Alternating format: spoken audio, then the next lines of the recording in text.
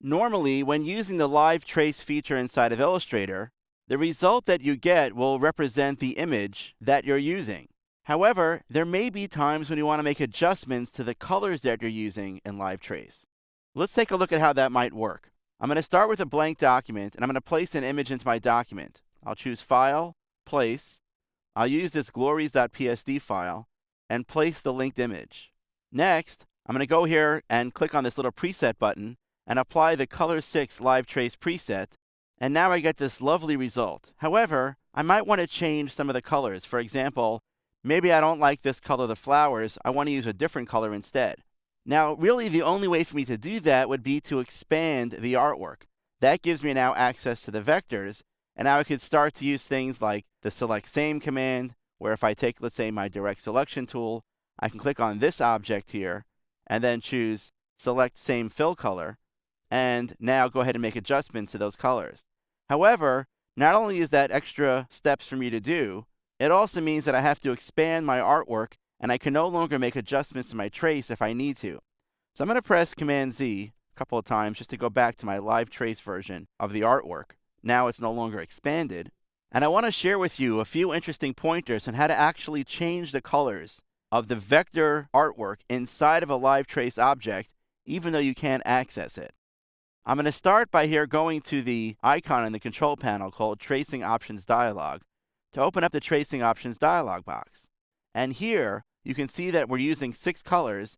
I'm going to check this box called Output to Swatches, and then I'll click Trace. Now, it doesn't really look like anything happened. However, if I now go to my Swatches panel, I'll see that in my Swatches panel, 6 new colors have just been added, and these colors have the little white triangles, which indicate that they're global colors. Remember that if I edit a global color swatch inside of my Swatches panel, those colors update on any object that appears inside of my document. So even though I can't select any of this artwork because I haven't expanded the Live Trace object, if I wanted to change this color right here, I can even deselect the artwork right here, double click on that color swatch right here inside of the Swatches panel. I'll click on the preview button so I can see the changes, and as I make adjustments, I can see that I'm now changing that piece of art right here inside of my document. This is one way to modify colors that are used inside of a Live Trace object. I don't have to expand it. I just have to basically make sure that I export the swatches to the Swatches panel, and then in doing so, I just have to modify those global process colors. However, this really is somewhat of a reactive process. I told Illustrator to go ahead and pull out 6 of its own colors, and now I'm taking one of those colors and I'm making changes to it. There's also a way for me to kind of load colors up into Live Trace and tell Illustrator from scratch that when tracing that image, I wanted to use very specific colors. Let's see how to do that. I'm going to cancel out of this dialog box here, and I'm going to start by going to the bottom of the Swatches panel and click on this button to open up and view the libraries. Now, Illustrator comes with many different libraries. We know there's Pantone, for example, but there's also a tremendous wealth of other colors that I can use. For example, if I go here to Nature, I can see things like flowers, foliage, landscape, beach. I mean, who doesn't like that, right? So I'm going to choose flowers just for now. And I'll also open up some additional libraries. I'm going to choose, let's say, Earth Tone. Let me open up some other ones like Celebration. And finally, I'll go to Scientific, and I'll choose Complementary Colors. Great.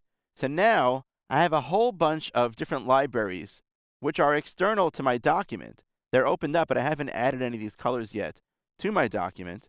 But simply because they're now open inside of Illustrator, I can access these directly from inside Live Trace. Let's take a look at how that works. I'm going to use my selection tool to select my image, and once again, I'm going to open up the Tracing Options dialog box. And now I'm going to focus on this area where it says Palette. Right now, it's always been set to automatic.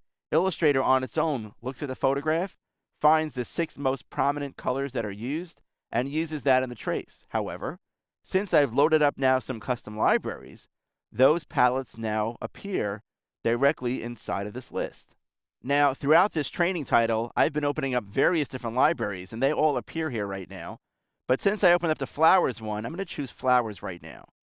I'm going to click on the preview button, and now, basically, the result that I'm seeing are colors inside of the trace that only are available inside of that flowers palette.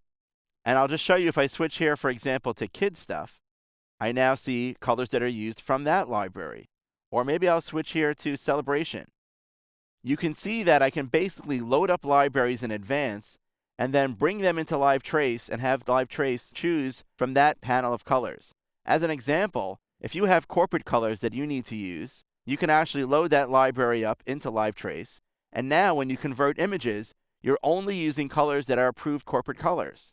If you're a fashion designer and you're working within a very specific range of colors for a certain season, once again, you could load that library up into LiveTrace, and when you make conversions that way, it's only using colors that are approved for the season you're working on. This is just one example of how you can modify the results that you get with LiveTrace, but in the next movie, we'll learn how to take things even a step further. We can actually change the artwork itself without expanding the LiveTrace.